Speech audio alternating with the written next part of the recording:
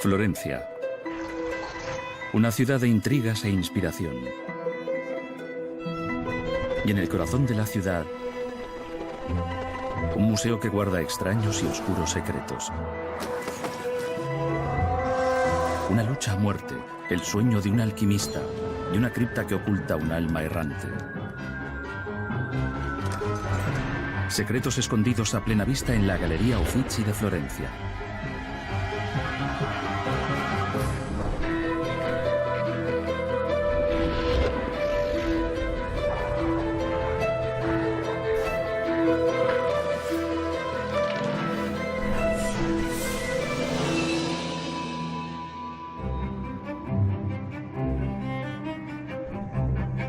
En la ciudad italiana de Florencia, cuna del Renacimiento, se encuentra un antiguo palacio convertido hoy en uno de los museos más conocidos del mundo.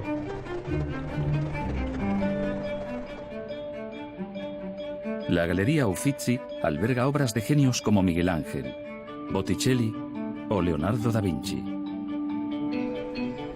Hoy en día los turistas pasean por sus galerías y por las calles de alrededor, sin miedo a ningún peligro. Sin embargo, en el siglo XV, Florencia estaba plagada de intrigas y asesinatos. Esta época fue tan turbulenta que ha servido de inspiración para un popular videojuego llamado Assassin's Creed. En este videojuego de acción, los jugadores pueden ser atacados por un legado del Papa, por un osado noble o por un ciudadano acaudalado. El juego se toma licencias históricas, aunque no demasiadas. Este fue un auténtico noble. El duque de Urbino hizo que le pintaran de perfil izquierdo porque había perdido el ojo derecho en una justa. Y este fue un auténtico ciudadano acaudalado, Lorenzo de Medici, el cabeza de familia de una poderosa estirpe que controlaba Florencia como los capos de la mafia. En el videojuego, la familia Medici está en peligro.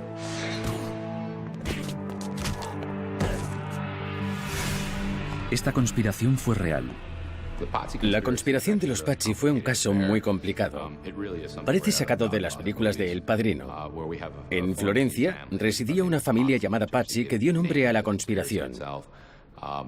Fueron los eternos segundones de Florencia durante el siglo XV, a la sombra de la familia Medici. Pero los Pazzi no estaban satisfechos con esa posición.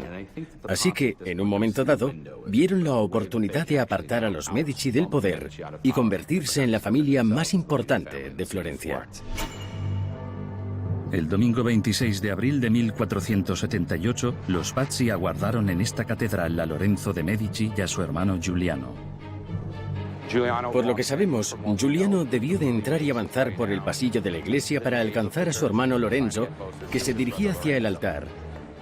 Conforme pasaba el tiempo, los conspiradores se ponían cada vez más nerviosos y por eso se adelantaron a los acontecimientos.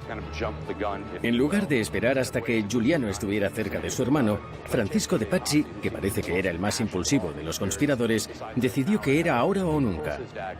Sacó un puñal y atacó con saña a Giuliano de Medici. Le propinó 19 puñaladas. Mientras esto sucedía, mientras Giuliano sufría el salvaje ataque en esa parte de la catedral, Lorenzo se encontraba aquí, en el lado sur, muy cerca del altar mayor. Aquí, otros dos asesinos pasaron al ataque. Agarraron a Lorenzo y lo giraron para tener una mejor posición para atacarle. Pero eso le dio tiempo a Lorenzo para reaccionar y sacar su arma. Los Pazzi le hirieron 2 veces, pero consiguió escapar por estas puertas y salvarse. Lorenzo sobrevivió. Y según las crónicas, la familia Pazzi actuó sin ayuda. Pero la auténtica verdad es un secreto del museo.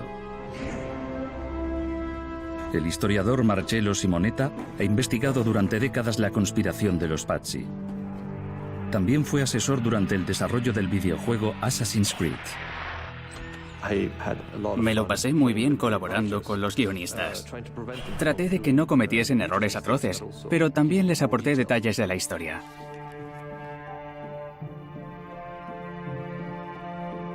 A lo largo de sus investigaciones, Marcello descubrió una carta enviada al Papa Sixto IV poco antes del ataque. Algunos historiadores sostienen que el Papa apoyaba la conspiración. Sin embargo, la carta no aclaraba nada sobre este asunto, ya que estaba codificada. No podía leerse a menos que se descifrase el código. En ese mismo archivo había también cartas sin codificar enviadas a uno de los antepasados de Marcello Simonetta. Encontré muchas cartas, y entre ellas algunas de Federico de Montefeltro, el duque de Urbino, a mi antepasado, Chico Simonetta. Eran unas cartas muy curiosas. El duque escribió que el día del ataque se había visto soldados a las afueras de la ciudad, pero obvió los informes porque no tenían fundamento. Esto me hizo sospechar. Y poco a poco me di cuenta de que debían de haber organizado alguna operación militar para que la conspiración tuviera éxito. Pero no hay prueba escrita de la presencia de soldados en Florencia durante o después del ataque, cuando la muchedumbre capturó a los Pazzi. Estas son las ventanas donde colgaron a los conspiradores. Después tiraron los cuerpos a la plaza y los ciudadanos de Florencia, enfurecidos por el ataque contra los Medici, los arrastraron por la ciudad durante días. Todo parece indicar que los Pazzi lo hicieron solos, aunque todavía queda la carta codificada. En ese momento, recordé que mi antepasado, Chico Simonetta, había escrito un tratado sobre cómo descifrar las cartas interceptadas a los enemigos. El código representa las palabras mediante combinaciones de letras y números.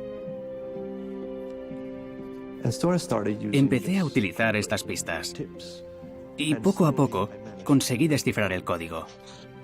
El mensaje confirmaba al Papa que el ataque hacia los Medici estaría respaldado por soldados. Así que mientras se perpetraba el ataque, había fuerzas militares rodeando la ciudad preparadas para entrar y tomarla por la fuerza. Pero todo se desmoronó cuando el ataque en la catedral fracasó. Estaban listos para entrar, pero no lo hicieron. Simplemente tuvieron que esconderse. El mensaje está firmado por el tuerto duque de Urbino. Así que el Papa Sixto IV y el duque de Urbino habían organizado la operación militar para tomar la ciudad de Florencia y destruir por completo el poder de los Medici. Es la típica puñalada por la espalda que te esperas en Assassin's Creed. Solo que en las calles de la Florencia del siglo XV el juego fue real. A continuación, en Secretos de los Grandes Museos, descubriremos un antiguo y ya perdido arte marcial. En Florencia, Italia, en el interior de la Galería Uffizi, hay salas llenas de mujeres guapas y de hombres igualmente guapos. Algunos son dioses, otros son demonios y otros chicos musculados. Esta es una de las estatuas más conocidas del mundo. Se conoce como los luchadores. Y tiene sentido porque estos hombres eran griegos, y los griegos inventaron la lucha. Los luchadores fueron las estrellas de los primeros Juegos Olímpicos. Los luchadores aficionados de hoy utilizan las mismas llaves y normas de entonces. Pero no vamos a hablar de lucha porque eso no es lo que están practicando estos hombres. El arte marcial representado en esta estatua es un secreto del museo.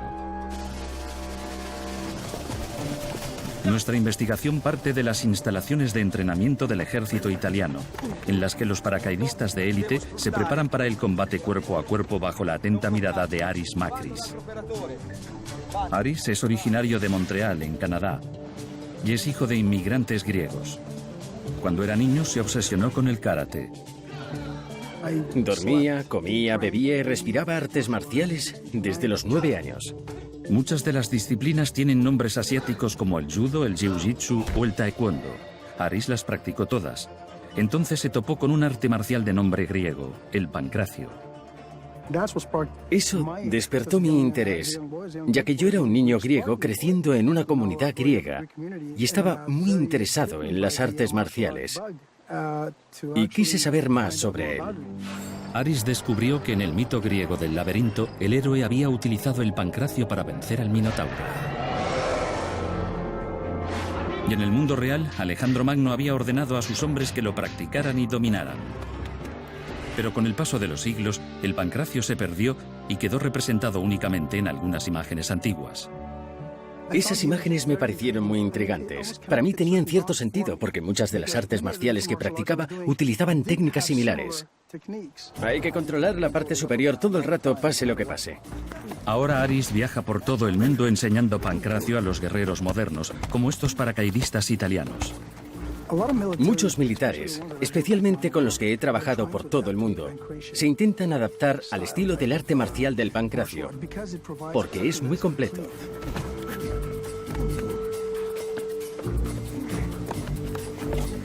En el suelo el pancracio se parece a la lucha, pero cuando los contrincantes se ponen de pie, se parece más al boxeo con golpes de karate.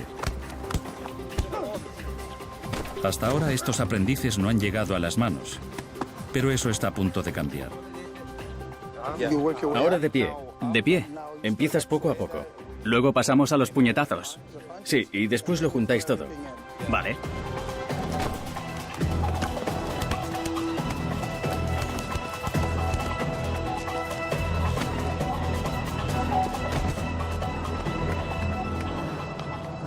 Buen trabajo, muy bien hecho. Excelente. Esto ha sido un combate auténtico, pero aunque parezca que no, se estaban conteniendo. Algunos movimientos del pancracio solo se utilizaban en la antigüedad. Dedos fracturados, articulaciones rotas, ojos sacados, mordiscos, lesiones en sienes, cervicales, ingles, lucha, golpes y patadas. En eso consiste el pancracio. Viene de pancratos, pancration, que significa todos los poderes juntos o todo junto. En el pancracio todo vale. Y eso nos lleva de nuevo a la estatua de los luchadores. Es la madre de todas las esculturas. Representa el pancracio a la perfección. Es la esencia del pancracio. Aris intenta probar su teoría con la ayuda de dos voluntarios. Vale, esta pierna va dentro. Esta es la llave, exacto. De esta forma, el chico queda bloqueado. Está colocándolos para imitar las posiciones de la escultura de forma fidedigna. Esta pierna tiene que estar fuera.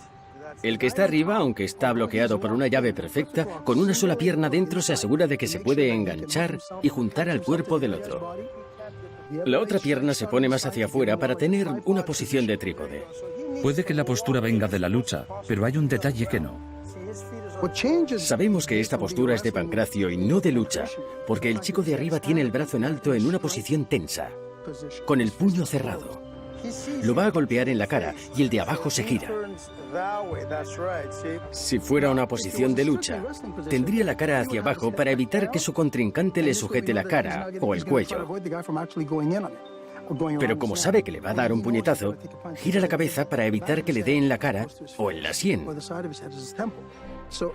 Así que el puño, el giro de cabeza y la forma en la que están colocados forman una postura perfecta de pancracio. Puede que cuanto más se sepa sobre este antiguo arte marcial, más se conozca esta escultura de la Uffizi por su verdadero nombre: los luchadores de pancracio. A continuación, en Secretos de los Grandes Museos, conoceremos al artista que perdió la cabeza.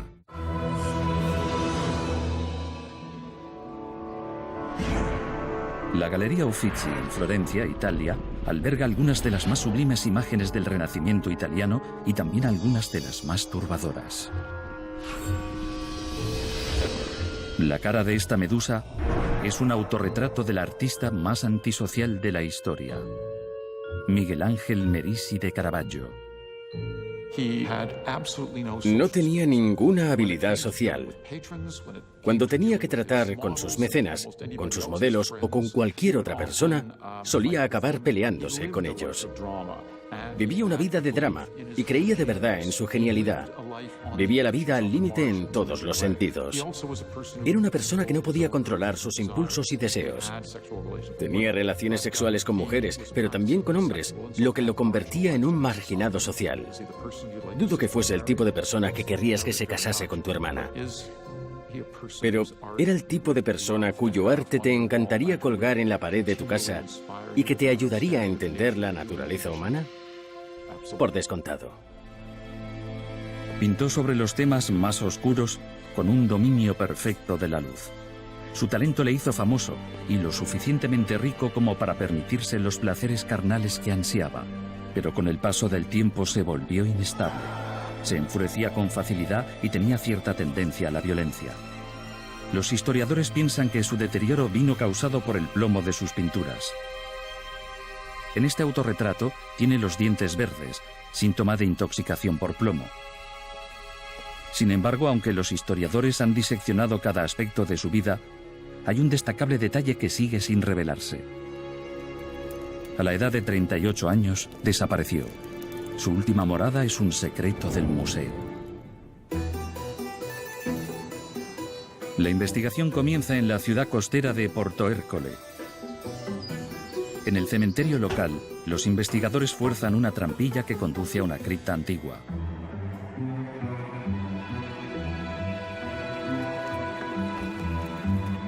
Creen que Caravaggio podría estar enterrado aquí, pero identificar sus restos será como buscar una aguja en un pajar. El equipo está dirigido por el historiador Silvano Vincetti. Hay una cosa que está clara. Si no te mueve una gran pasión, no puedes llevar a cabo esta investigación. Es imposible. Tienes que admirar al personaje. Pero ¿por qué buscar aquí, en Porto Ercole? ¿Por qué no buscar en las criptas de Roma, la ciudad natal de Caravaggio? Porque Caravaggio no siempre vivió en Roma. En 1606 retaron al impulsivo artista a duelo. Después de matar a su adversario, las autoridades lo declararon como asesino. Su cabeza tenía recompensa. Se la llevaría el que lo encontrara, vivo o muerto. Caravaggio huyó a Nápoles, donde vivió escondido. Allí sus cuadros comenzaron a reflejar temas cada vez más inquietantes. Por ejemplo, estos autorretratos con personas decapitadas. El Caravaggio de los cuadros es un Caravaggio que sufre y que teme por su vida. Entonces, en 1610, recibió una misiva de Roma. Un acaudalado cardenal le había concedido el indulto a cambio de 3 de sus obras. Para entregarlas, Caravaggio tenía que poder volver a Roma sin peligro de ser detenido. Caravaggio se embarcó en una travesía hacia Porto Ercole. Pero de camino, en uno de los puertos, fue detenido. Le quitaron sus cuadros y algunos historiadores piensan que lo asesinaron.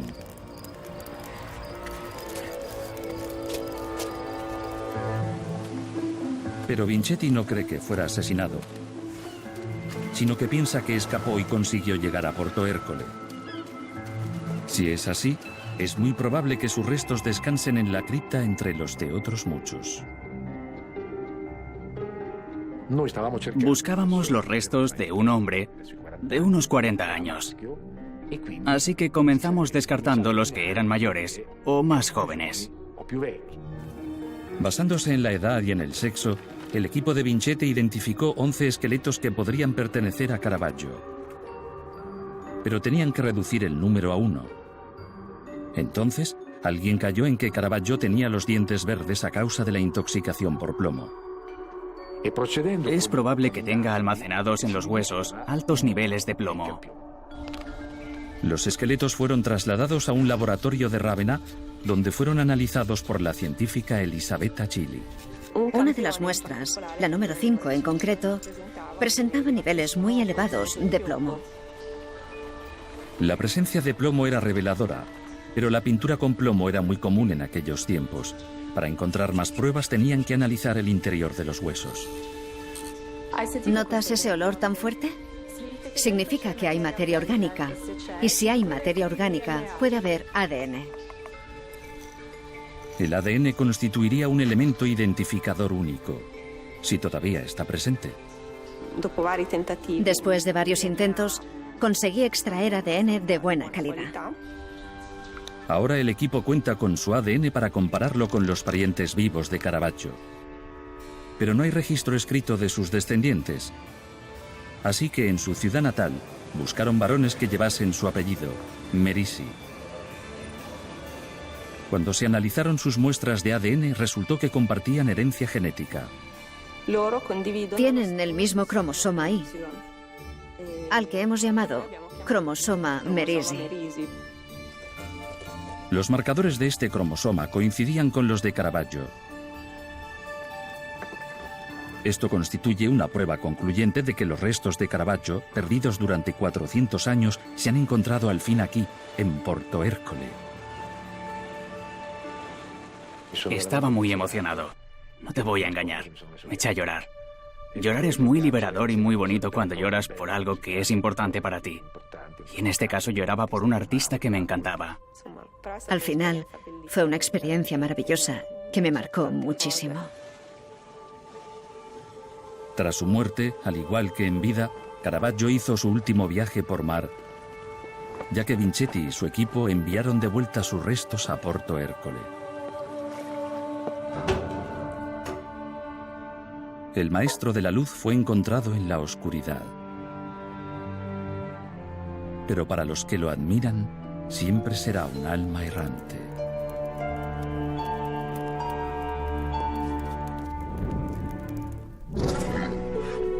A continuación, en Secretos de los Grandes Museos, descubriremos el tesoro del jabalí.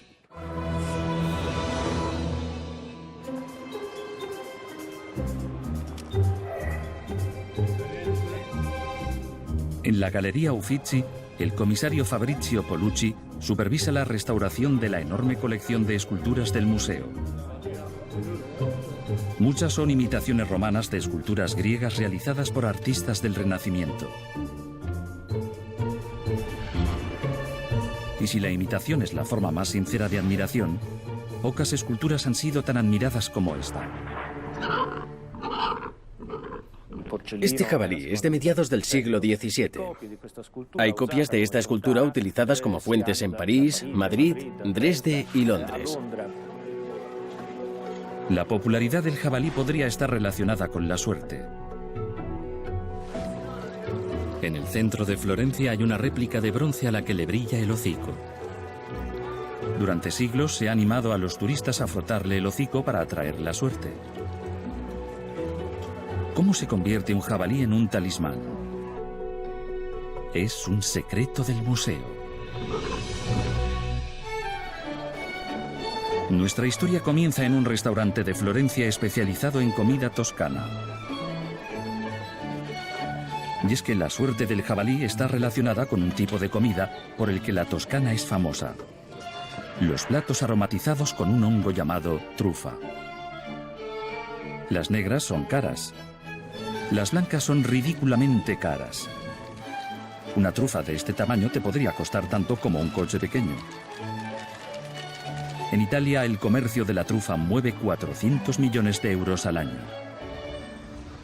En Florencia, esta exquisitez está incluida en el menú del restaurante Cinghiale Bianco, el jabalí blanco.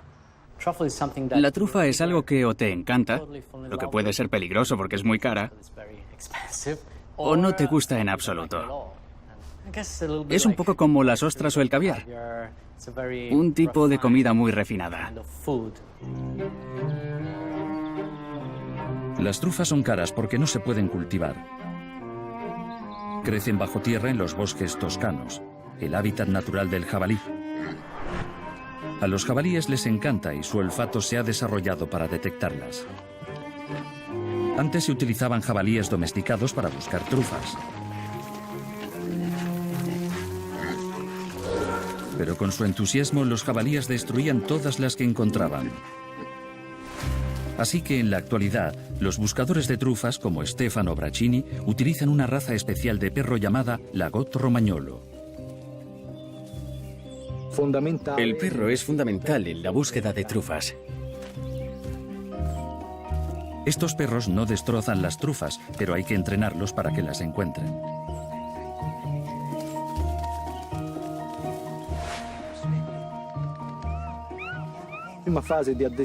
El primer paso en el entrenamiento es frotar trufa en los senos de la madre. Así los cachorros se acostumbran al olor. De esa forma lo tienen ya grabado desde antes de abrir los ojos. Stefano incluso les da a los cachorros trufas para que jueguen, lo que las convierte en el juguete más caro del mundo. Al crecer, los perros se obsesionan con las trufas. Y aunque su olfato no es tan fino como el de los jabalíes, un solo perro puede encontrar trufas valoradas en miles de euros.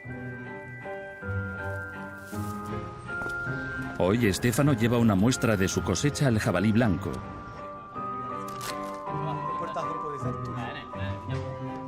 Para Marco, lo más importante es el aroma. Lo primero que hago cuando Stefano me trae trufas es comprobar la consistencia y el olor. El olor es muy importante porque te dice si la trufa es buena. Marco concluye que las trufas de Stefano merecen ser añadidas a la delicada cocina de la Toscana. Tenemos suerte de haber nacido en la Toscana. Es verdad. Ni siquiera el olfato de un chef de la Toscana es suficientemente fino como para detectar las deliciosas trufas enterradas sin ayuda. Y eso nos lleva de nuevo a preguntarnos por qué un jabalí es un amuleto para atraer la buena suerte. Pues porque una nariz capaz de oler tesoros enterrados bien vale una caricia. A continuación, en Secretos de los Grandes Museos, visitaremos la escena de un crimen del siglo XVI.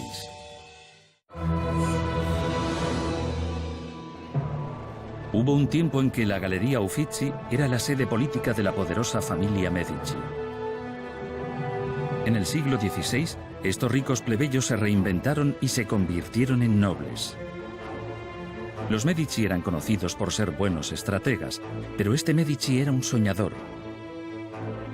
El gran duque Francesco I construyó la tribuna, una habitación de los sueños en el centro de la galería decorada con símbolos de alquimia.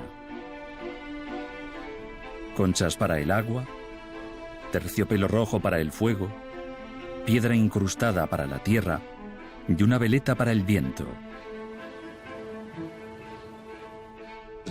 Se regía por su creencia en los 4 elementos.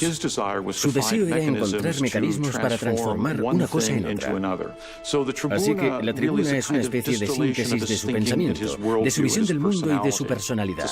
Ideó este lugar en base a su forma mística de pensar.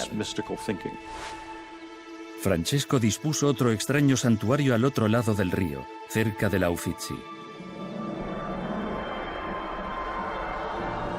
En él aparecen representados espíritus fantasmales y fiestas de dioses paganos. Todo para el deleite de su esposa Bianca, que también era una soñadora. Pero sus sueños pronto se vieron truncados. Durante una visita a su casa de campo en 1587, ambos enfermaron y murieron con pocos días de diferencia. El hermano pequeño de Francesco, el cardenal Ferdinando, solicitó una autopsia que determinaría que habían muerto a causa de la malaria. La malaria era muy común en las zonas pantanosas, pero circulaban rumores más oscuros. ¿Cómo y por qué murieron Francesco y Bianca? Ese es un secreto del museo. Nuestra investigación comienza bajo la capilla de San Lorenzo, en la cripta de los Medici.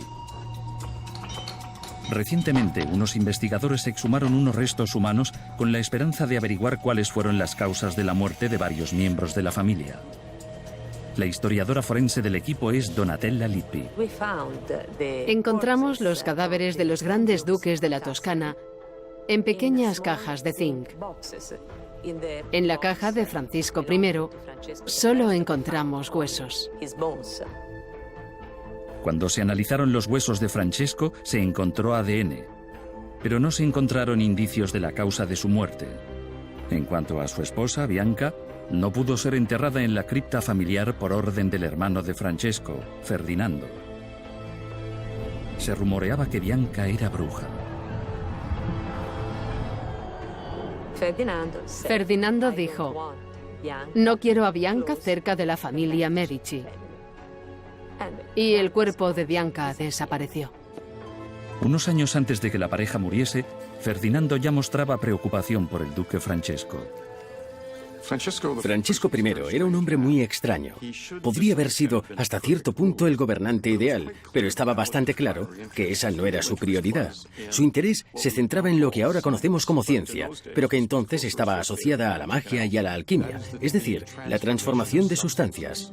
Deseaba encontrar la manera de transformar metales en oro. Se obsesionó tanto que se levantaba temprano y se encerraba en la habitación para hacer experimentos y no salía hasta la madrugada. Era un sueño inocente, pero le robaba tiempo de sus obligaciones como jefe de Estado. El cardenal Ferdinando sentía que se estaba poniendo en peligro el futuro de la dinastía Medici y también el bienestar del Estado por culpa del creciente interés de Francesco por los experimentos. ¿Fueron los miedos de Ferdinando sobre su hermano el motivo para asesinarlo? Ken y Donatella visitan la casa en la que Francesco y Bianca enfermaron. Sucedió durante una reunión familiar. Tenemos que imaginarnos la situación. Había mucha gente: el gran duque Francesco, su mujer Bianca y el cardenal Ferdinando. Según los testigos, sucedió algo inesperado. De repente, durante la comida, Francesco y Bianca sintieron a la vez un dolor muy fuerte en el estómago. Murieron muy rápido tras la comida, lo que sugiere que podría estar relacionado con algún veneno.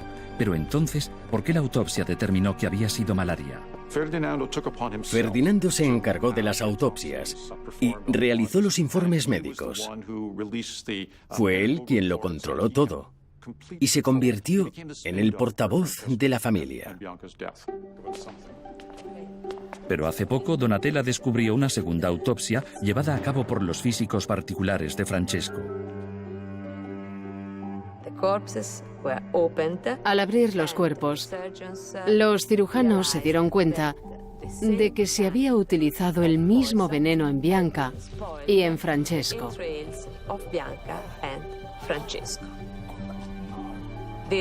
Este informe se mantuvo oculto por los peligros que entrañaba.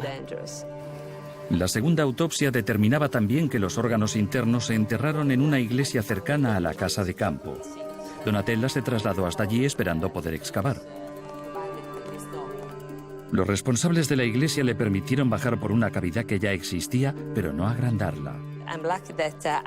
Tuve suerte de ser pequeña, porque era difícil acceder.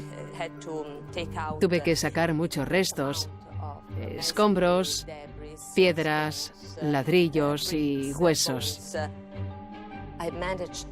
Encontré 6 o 7 fragmentos pequeños de sustancias biológicas que resultaron ser trozos de hígado. Las pruebas sacaron a la luz una mezcla de ADN masculino y femenino. La muestra masculina se correspondía con el ADN encontrado en los huesos del duque Francesco, y las muestras de hígado revelaron algo más. En las muestras de hígado que pertenecían a Francesco, se encontró arsénico. Así que había indicios de que Francesco había sido envenenado. El alquimista y la presunta bruja fueron posiblemente envenenados por Ferdinando, pero él nunca se enfrentó a la justicia. En un acto de alquimia política, pasó de ser cardenal a gran duque, usurpando el poder de su hermano en Florencia. Hay quien afirma que las víctimas de asesinato se convierten en fantasmas si no se venga su muerte. Si es así, Francesco y Bianca siguen entre nosotros. Y quizá susurren: en la familia Medici no hay sitio para los soñadores.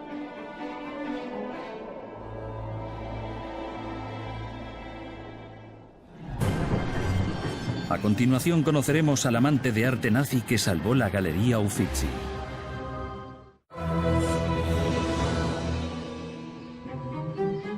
En el interior de la Uffizi, una puerta cerrada lleva desde las salas abiertas al público a un pasillo privado llamado Corredor Vasariano. Se construyó para permitir a un patriarca de los Medici ir y venir del palacio sin peligro de ser asesinado. Durante siglos, ha sido una extensión del museo que alberga autorretratos de grandes artistas como Rubens, Bernini o Chagall.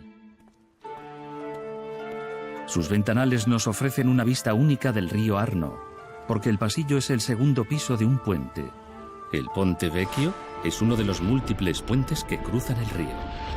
Muchos aparentan ser bastante antiguos, pero el que mejor los conoce es el historiador Lee Windsor. Estamos llegando al puente Santa Trinita. Se puede decir que es el puente más importante de Florencia desde el punto de vista arquitectónico, cultural y estructural. Parece que hubiera existido desde antes de la guerra, pero en realidad en los años 50, unos arquitectos locales rescataron los escombros del río y los utilizaron para reconstruir el puente tal y como era. Tuvo que ser reconstruido por todo lo acontecido en la Segunda Guerra Mundial, cuando las tropas aliadas empezaron a expulsar a los nazis de Italia.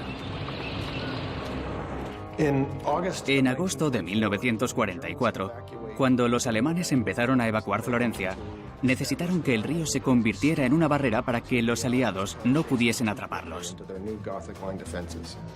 Necesitaban detener a los aliados, y para ello volaron todos los puentes del río Arno. Uno tras otro, los históricos puentes fueron reducidos a escombros, salvo el Ponte Vecchio. ¿Por qué sobrevivió este puente? Este es un secreto del museo. La historia comienza en 1938, cuando Adolf Hitler llegó a Florencia con su aliado italiano, Benito Mussolini. Bajo petición de Hitler visitaron el Corredor Vasariano en el Ponte Vecchio. Mussolini se aburría, pero el Führer se las daba de conocedor del color y la forma. Se detuvo a examinar algunas de las obras y después salió a saludar a las masas. Algunos florentinos todavía lo recuerdan. Cuando vino a Italia, con aquel bigotito, se asomó por esa ventana. Yo tenía 11 años. Estaba ahí aplaudiendo, como todo el mundo. Algunos creen que 6 años después, cuando su ejército se batía en retirada, Hitler no pudo soportar ver el puente destruido. Bombardeaban todos los puentes. Había 8 puentes más. Los querían tirar todos, pero en un momento dado, Hitler envió un telegrama que decía: no bombardeen este puente. ¿Por qué? Por todo el arte que albergaba. Eso fue lo que salvó el puente. Los alemanes no lo bombardearon. ¿Pero de verdad fue Adolf Hitler quien salvó el Ponte Vecchio? El director de cine Gianmarco D'Agostino no cree que fuera así. Bajo los arcos descubrió una placa en memoria de alguien llamado Gerhard Wolf. Paso mucho por aquí, pero nunca me había fijado en la placa. Creo que nadie lo hace. Es una placa de agradecimiento a Wolf por ayudar a Florencia a salvar el Ponte Vecchio.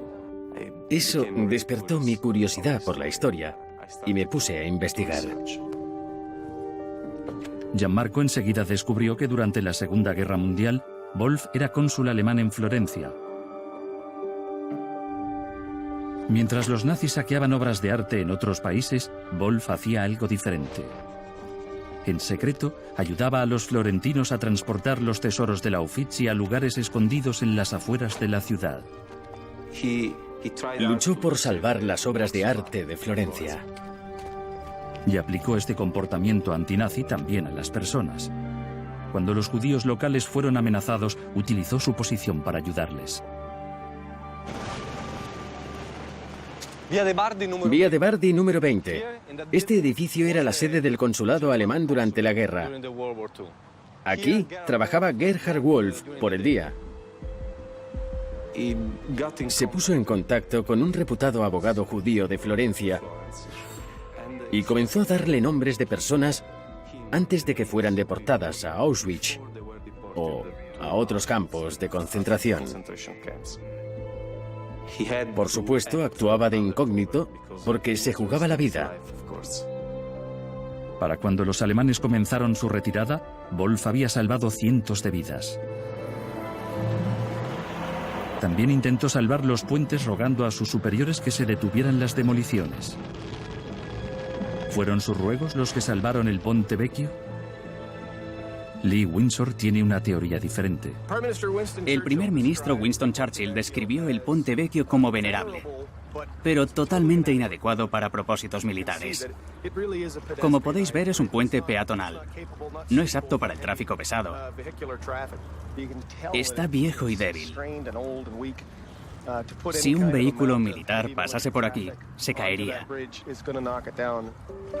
Como era inservible desde el punto de vista militar, y los alemanes lo sabían, lo dejaron intacto. Si el puente hubiera sido más fuerte, puede que hoy no estuviera aquí, ni tampoco las obras de arte del corredor vasariano. Y sin ese traidor del nazismo llamado Gerhard Wolf, puede que las colecciones del museo no hubiesen sobrevivido. Las salas no susurrarían que la humanidad alcanzó su máxima expresión durante la época más oscura.